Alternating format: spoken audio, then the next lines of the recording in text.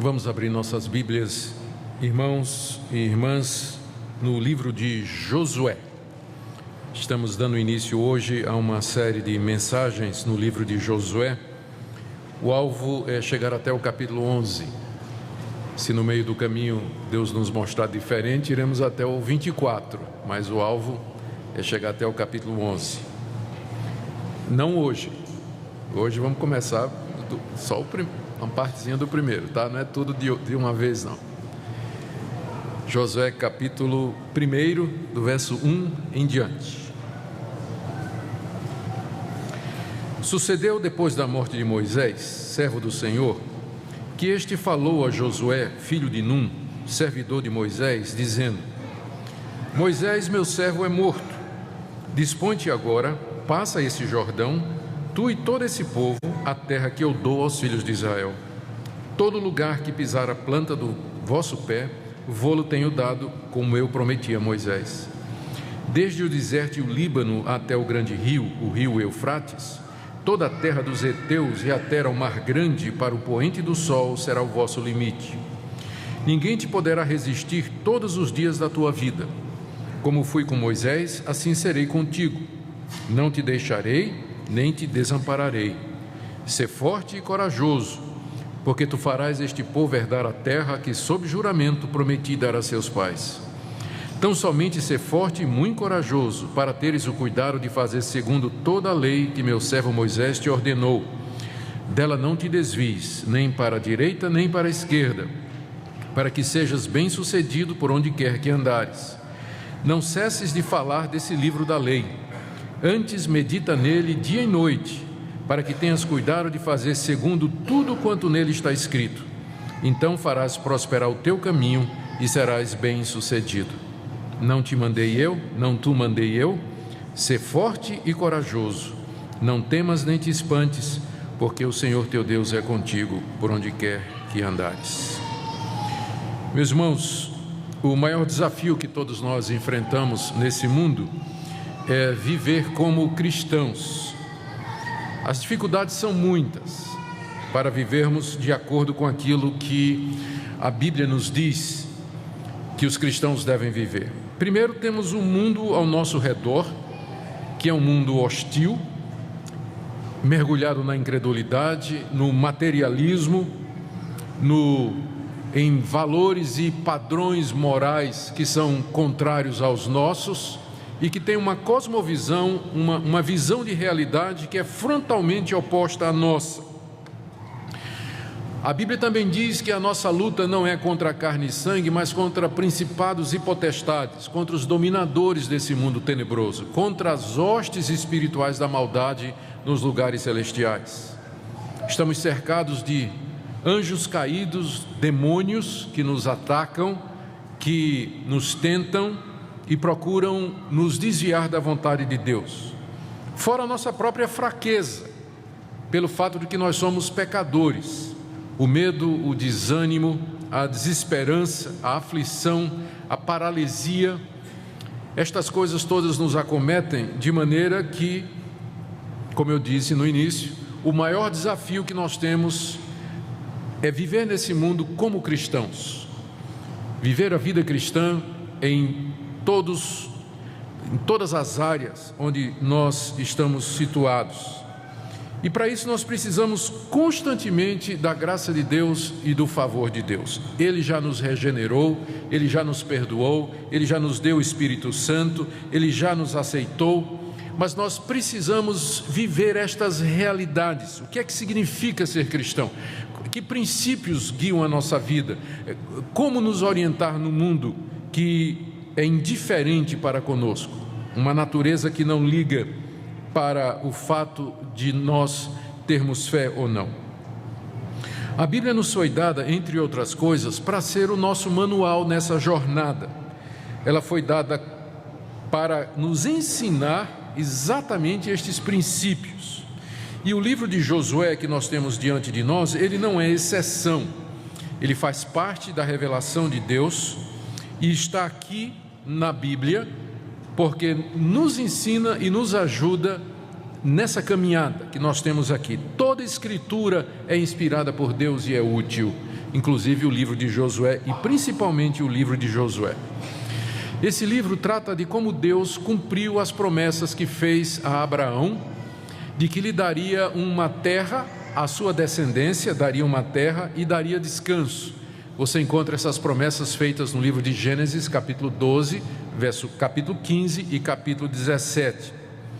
O livro de Josué fala de como Deus conduziu os exércitos de Israel a entrar na terra de Canaã, que foi a terra que Deus prometeu, e como os israelitas, sob a direção de Josué, conquistaram aquela terra, tomando-a de 7 povos mais poderosos do que eles e militarmente superiores. Esse é o alvo do livro. Sempre foi um livro muito apreciado pelos cristãos, ele é muito citado no Novo Testamento. Estevão, no seu sermão, no Atos capítulo 7, antes de ser apedrejado, ele foi o primeiro mártir, ele menciona a conquista da terra através de Josué como sendo mais um ato salvador de Deus.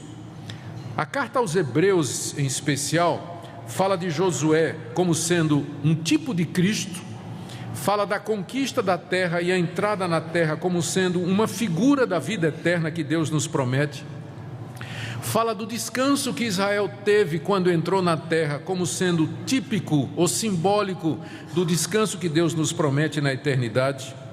A conquista de Jericó pela fé, derrubando as muralhas, é usado como exemplo de fé lá em Hebreus capítulo 11. Raabe, cuja vida nós vamos ver em breve, ela é citada 2 vezes como exemplo, primeiro de fé em Hebreus capítulo 11 e segundo de obras em Tiago capítulo 2.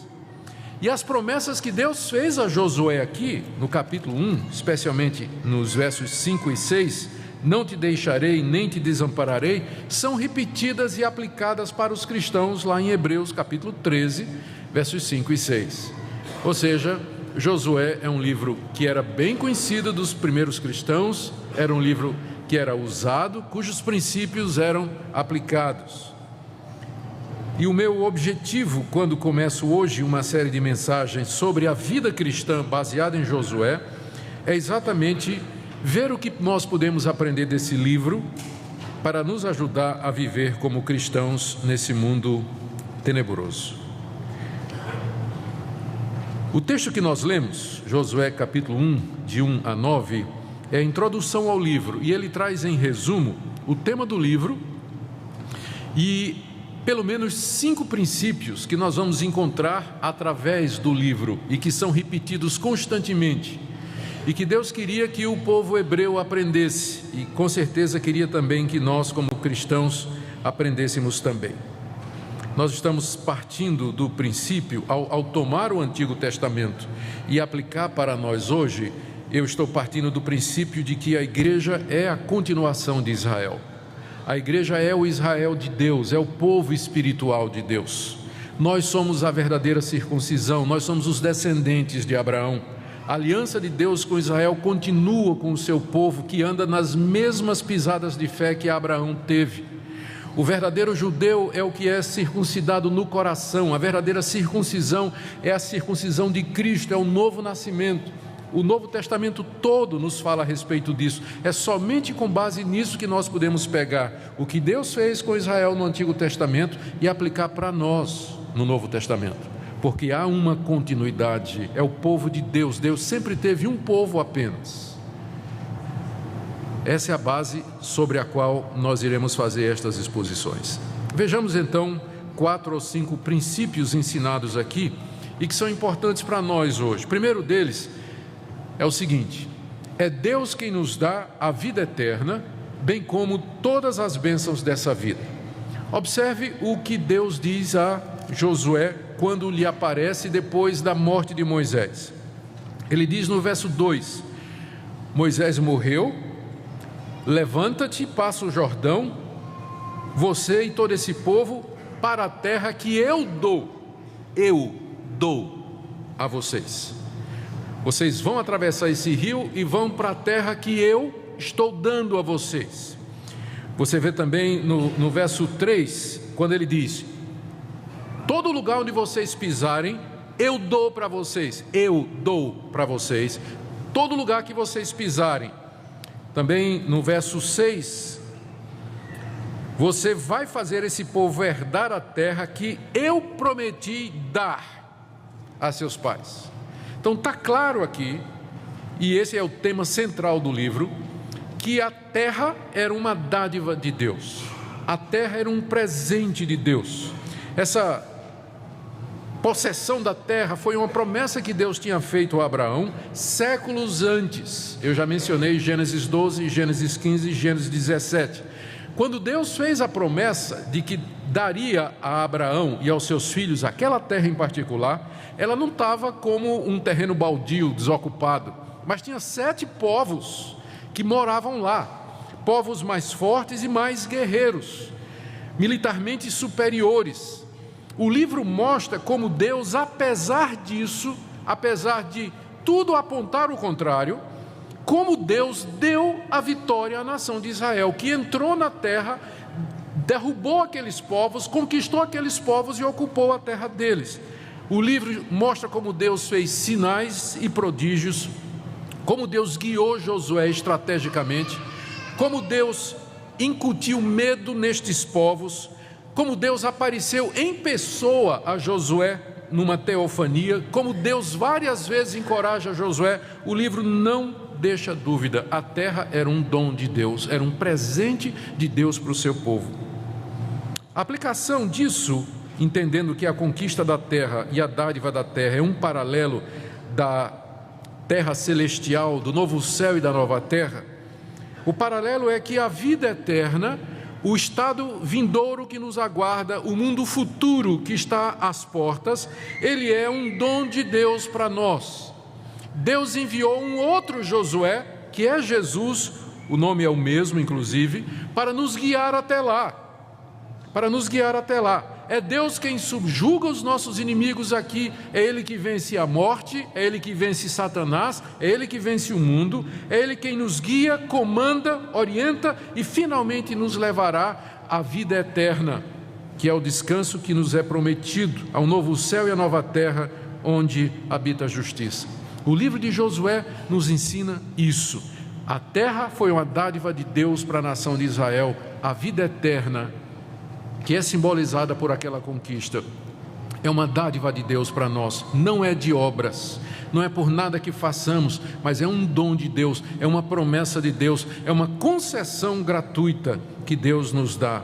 E não só a entrada na vida eterna é um dom de Deus, mas também todas as bênçãos que nós recebemos aqui nesse mundo, bênçãos materiais e espirituais. O nosso Deus é soberano, todo-poderoso, gracioso e bom, e tudo que nós temos vem da parte dele. Esse livro nos ensina a glorificar a Deus, a reconhecer que ele é a origem de toda a bênção, de tudo que vem, tudo que nós temos. Esse é o alvo número 1 do livro. Mas, segundo princípio, o livro também nos ensina que nós temos que atravessar o Jordão. Veja como ele diz aí no verso 2: dispõe-te, Josué, para atravessar o Jordão. No verso 3 ele diz: você tem que pisar, eu vou dar a terra, mas você tem que pisar nela. E no verso 6 ele diz: eu vou fazer você herdar, você vai ter que tomar posse da terra. Por um lado, Deus diz a Josué: a terra é uma dádiva minha.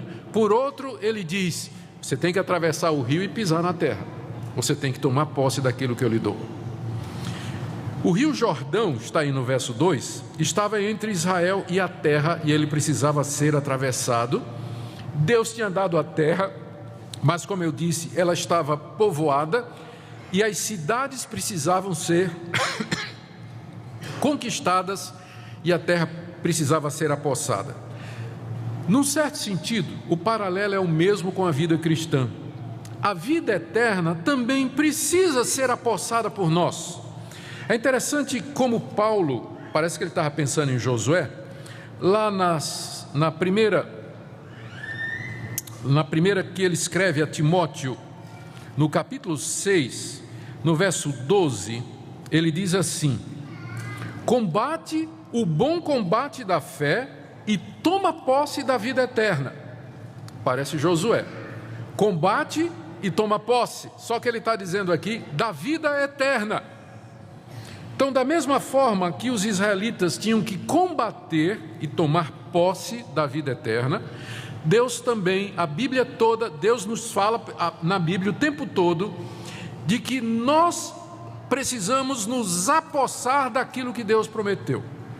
A soberania, o poder e as promessas de Deus não anulam a nossa responsabilidade, como infelizmente às vezes jovens calvinistas ficam pensando, ou jovens calvinistas que estão descobrindo a graça de Deus, ou crentes antigos que pensam que são calvinistas, imaginam que a soberania de Deus significa simplesmente que nós não vamos fazer nada. Isso não está na Bíblia. Deus abriu o Jordão, mas o povo tinha que atravessar. Deus derrubou as muralhas de Jericó, mas Israel teve que entrar e tomar a cidade. Deus fez o sol parar, mas Israel teve que brigar. Deus prometeu, mas nós temos que nos apossar. Nós somos abençoados com a vida eterna, com as santas promessas, os selos e os sinais do Evangelho. Mas nós temos que desenvolver a nossa salvação, tomar posse das promessas de Deus, viver nesse mundo à luz do que Deus nos ensina. A Bíblia está repleta de exortações a respeito disso. Deixe-me citar só uma, lá na 1 de Pedro, capítulo 1, a partir do verso 3 e verso 4, ele diz assim: Deus nos deu suas preciosas e muito grandes promessas. 2 de Pedro 1, verso 4. Deus nos deu suas preciosas e muito grandes promessas. Aí no verso 5 ele diz: por isso, vós mesmos, reunindo toda a vossa diligência aqui é zelo, fervor, associai com a vossa fé a virtude, e com a virtude conhecimento, com conhecimento domínio próprio, com domínio próprio perseverança, com a perseverança piedade, com a piedade fraternidade, com a fraternidade o amor, porque em vós existindo e aumentando estas coisas, fazem com que não sejais infrutíferos nem inativos no pleno conhecimento de Deus. Então, percebendo a sequência, ele começa dizendo: Deus nos fez grandes promessas, por isso, irmãos, associe, vá aumentando. Você tem fé, aumente aí sua virtude, depois o conhecimento e assim por diante. Toma posse. Eu sempre gosto de contar aquela história dos dois fazendeiros. Não sei se foi aqui no Goiás, acho que não. Mas dois fazendeiros, um era calvinista, o outro era arminiano. Todo final de dia ele se encontrava na cerca que separava as duas propriedades para discutir teologia. E qual era o assunto? O calvinista defendendo a soberania de Deus e o arminiano defendendo a responsabilidade humana. E era uma briga toda vez. Até que um dia o calvinista chegou para o arminiano no final da tarde, olhou para a fazenda do arminiano e disse assim: eu não entendo porque você não acredita na soberania de Deus. Olha que coisa linda, olha esses pastos maravilhosos, esse lago tão muito bem feito, esse gado cuidado aqui, esse capim maravilhoso. E o arminiano disse: você devia ver isso aqui quando só Deus tomava conta.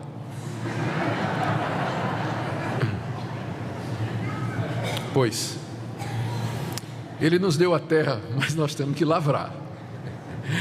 Ele nos dá as suas grandes e preciosas promessas. Eu vou abrir o Jordão, mas você vai ter que atravessar.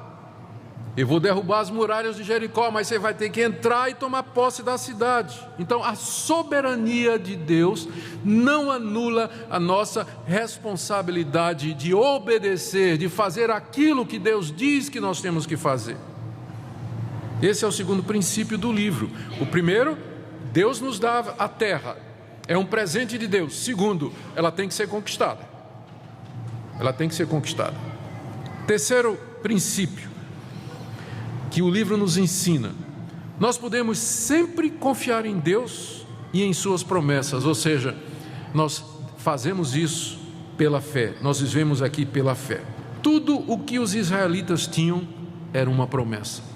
Eles estavam diante de um rio caudaloso, transbordante, não tinham balsa, não tinha ponte, não tinha navio, não tinha nada. A única coisa que eles tinham era a promessa de Deus. Aqui no livro, como eu disse, ele contém os princípios que vão nortear o livro. Deus se apresenta como fiador da sua palavra. Ele diz no verso 5 a Josué: ninguém te poderá resistir todos os dias da tua vida. Assim como fui com Moisés, eu serei contigo, não te deixarei, nem te desampararei. E no final do verso 9, o Senhor teu Deus é contigo por onde quer que andares. Essa é a promessa de Deus a Josué: eu vou estar com você, eu serei contigo, onde quer que você vá. Como eu fui com Moisés, eu também vou estar com você. Eu não vou te desamparar. A minha graça vai contigo. Eu te darei graça, força, sabedoria, para que você possa fazer o que você tem que fazer esse povo herdar essa terra. E queridos, o livro mostra como Deus cumpriu fielmente essa promessa aqui, apesar da rebelião, ingratidão e incredulidade da primeira geração, aquela que morreu no deserto, porque essa daqui já é a segunda geração de israelitas, depois da saída do Egito. Tudo que eles tinham, como eu disse, era promessa. Estavam diante de um rio intransponível, do outro lado do rio tinha 7 nações guerreiras esperando por eles. Eles não tinham armas, tinham passado 40 anos no deserto. Eles não tinham treinamento militar. A única coisa que eles tinham era a promessa de Deus. E de fato, o livro nos mostra como pela fé o rio Jordão se abriu, como pela fé caíram as muralhas de Jericó, como pela fé eles venceram reis poderosos e como pela fé eles se apossaram da terra prometida. Deus estava com eles. O segredo de Israel era Deus com eles. O segredo daquele povo inferiormente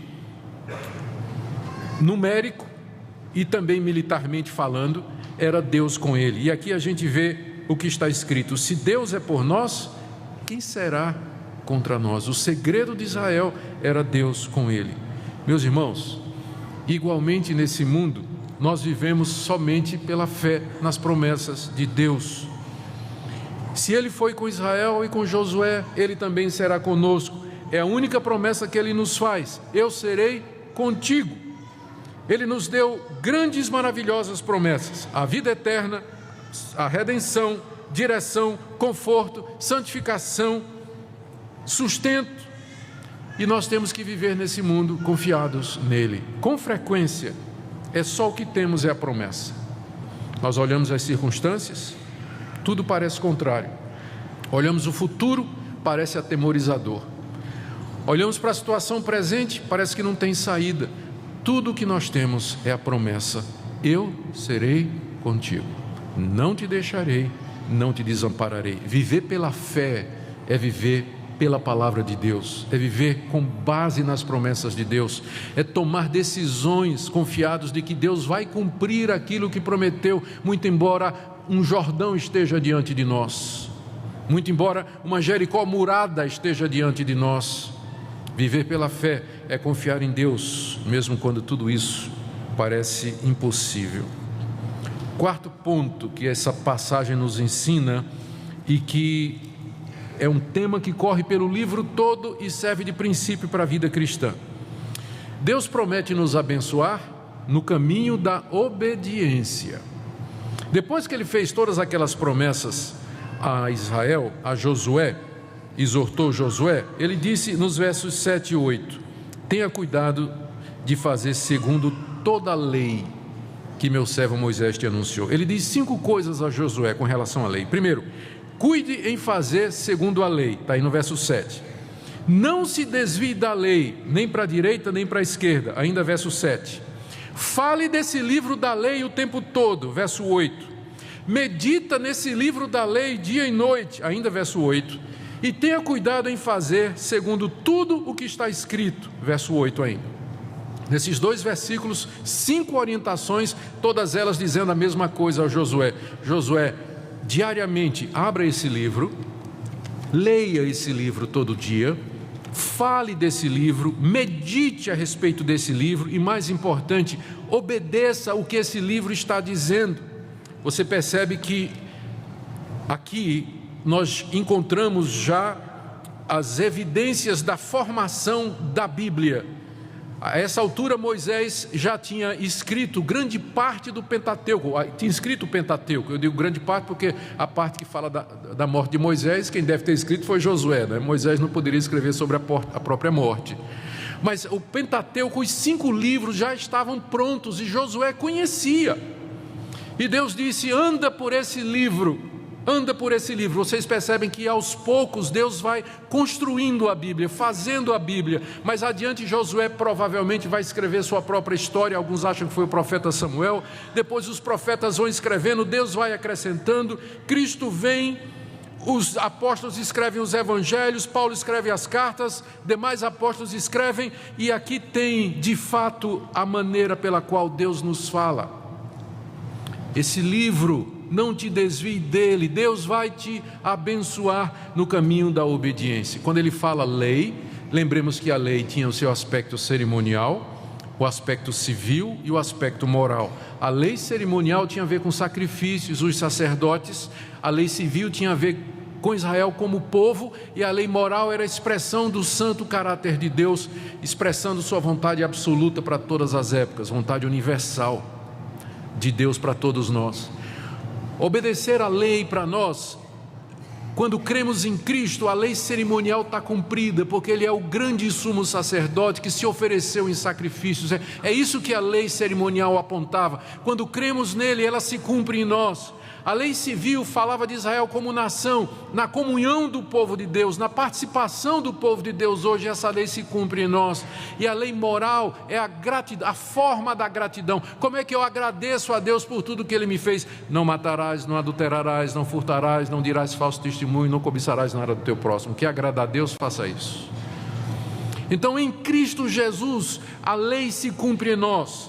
E Deus nos abençoa no caminho da obediência à sua lei. Quando nós andamos na sua vontade, fazemos o seu querer, Ele promete nos abençoar. E se nós cairmos, o sangue de Jesus nos purifica de todo pecado. Esse é o quarto princípio. Deus quer nos abençoar no caminho da obediência. Isso vale para nós hoje. Último ponto. Nós precisamos, nesse mundo, ser fortes e corajosos. É a última exortação de Deus a Josué no verso 9. Não te mandei eu, ser forte e corajoso, não temas nem te espantes, porque o Senhor teu Deus é contigo por onde quer que andares. Queridos, a fraqueza e o medo são os nossos maiores inimigos como cristãos. Quando a tribulação vem, nós nos encolhemos, nos sentimos incrédulos, ficamos como que paralisados diante do medo do que pode acontecer, o que é que eu vou comer, o que é que eu vou beber, o que é que vai ser de mim, o que é que vai ser da minha saúde, o que é que vai ser da minha família. Diante dos desafios que aparecem diante de nós, nós nos acovardamos, apequenamos. Diante do amanhã nós ficamos ansiosos, ficamos aflitos, preocupados. Diante dos homens, nós temos respeitos humanos, nós ficamos temendo o que os homens podem nos fazer. Como eu disse, a fraqueza e o medo são os maiores inimigos do cristão aqui nesse mundo. Deus nos dá duas razões para sermos fortes e corajosos aqui. Ele deu duas razões a Josué. Primeiro, não te mandei eu. Da mesma forma como Deus mandou Josué, deu uma missão, Deus nos vocaciona, Ele nos chama. No Novo Testamento, ser cristão é chamado de vocação. Paulo diz assim: irmãos, olhai para a vossa vocação. Deus nos vocaciona e Deus nos manda ao mundo, como maridos, como esposa, como filhos, trabalhador, obreiros, estudante, profissional liberal. Todo cristão é um vocacionado. Não te mandei eu, não te chamei, não te vocacionei, não te enviei ao mundo para ser uma testemunha minha. Ou seja, para nós vivermos aqui nesse mundo como cristãos, temos que lembrar o que é que nós somos. Somos tirados de entre a humanidade para sermos testemunhas de Deus, mandados por Deus ao mundo para falar dele às pessoas, para dar testemunho dele, para viver, para dar exemplo com nossa vida. Segunda razão para ser forte e corajoso que Deus deu a Josué, está aí no verso 9. Não te mandei eu, ser forte e corajoso, não temas nem te espante, porque o Senhor teu Deus é contigo por onde quer que andares. Deus nos manda, mas Ele mesmo vai conosco. Ele está ao nosso lado. É Ele que vai conosco na doença, no desemprego, no sofrimento, na perda, na hostilidade, nas dificuldades. Ele está conosco sempre. Queridos, são 5 princípios que o livro de Josué mostra. Nós vamos encontrar esses 5 pontos repetidamente. É Deus que dá a terra, mas nós temos que nos apossar dela. Ele quer nos abençoar no caminho da obediência. Nós precisamos ser fortes e corajosos, e nós vivemos nesse mundo pela fé nas suas promessas. É só o que temos, não temos mais nada, só a promessa. E essa promessa está aqui nesse livro, é por ele que nós andamos. Eu queria nessa manhã, então, fazer uma aplicação para nós. Eu creio que a primeira aplicação é para aqueles cristãos, aqueles que se consideram cristãos, que estão aqui e que não têm um propósito na vida. Levam a vida ao sabor das circunstâncias. O livro de Josué nos ensina que a vida cristã, ela é regida por normas, por princípios. Há um Deus que nos dá todas as coisas, mas Ele quer que nós tomemos decisões, que nós façamos escolhas. Ele quer que nós andemos de acordo com Sua palavra, que nós vivamos pela fé e que nós confiemos que Ele estará conosco, que sejamos fortes e corajosos. A vida cristã exige disciplina, determinação, propósito. Para muita gente, ser cristão é só vir domingo à igreja, participar das atividades da igreja. Você pode vir todo domingo à igreja, dar o seu dízimo, participar de qualquer dos ministérios da igreja e não ser um cristão de fato. Porque o cristianismo mexe com a nossa vida, ele transforma a nossa vida, nos faz pessoas diferentes. Nesse mundo perdido, caótico e sem sentido, onde as pessoas vivem por viver, elas não têm noção de sentido ou de propósito. A vida delas é comer, beber, dormir, ganhar dinheiro, fazer sexo, ter prazer, brigar, discutir, se divertir, mas não tem um propósito. A Bíblia nos ensina que nós temos um propósito. Não te mandei eu. Há um Deus que está no controle de todas as coisas. Eu queria nessa manhã convocar você a crer nisso, a dizer: Deus, eu quero viver como cristão nesse mundo, eu quero parar essa vida cristã sem sentido, eu sou igual ao mundo, não tem diferença nenhuma, eu quero fazer a diferença. O Deus de Israel, o Deus de Josué, o Deus do nosso Senhor Jesus Cristo, é o mesmo Deus, Ele está presente agora aqui, e Ele chama você, Ele convoca você. Não te mandei eu serei contigo. Também uma palavra para nós como igreja, irmãos. Nós temos tantos desafios nessa cidade e nesse mundo. Por que razão nós existimos? Por que é que estamos aqui nessa manhã? Por que é que nós vamos fazer uma campanha para comprar essa propriedade ao lado, melhorar o nosso espaço? Por que nós investimos em missionários? Por que nós arrecadamos o que arrecadamos? Por que nós fazemos apelo por missionários e por voluntários? Qual é o propósito disso? Só para manter a máquina funcionando? No dia que for esse o motivo, é melhor que Deus feche isso aqui. Nós temos que nos ver como povo escolhido de Deus, chamado por Deus para glorificá-lo nesse mundo. E Ele está conosco, Ele dá a sua promessa a um mundo lá fora, em aflição, em dor, perdido, sem direção. E Ele nos convoca: não te mandei eu. Para que nós cumpramos a nossa missão como igreja. Igreja não é clube. Igreja não é uma ONG só para fazer obra social. Mas a igreja é a congregação daqueles que foram convocados por Deus para fazer parte do seu povo e diferença aqui nesse mundo, para anunciar a redenção, que Deus salva, que Ele nos dá a vida eterna, da qual a conquista da terra é apenas um símbolo.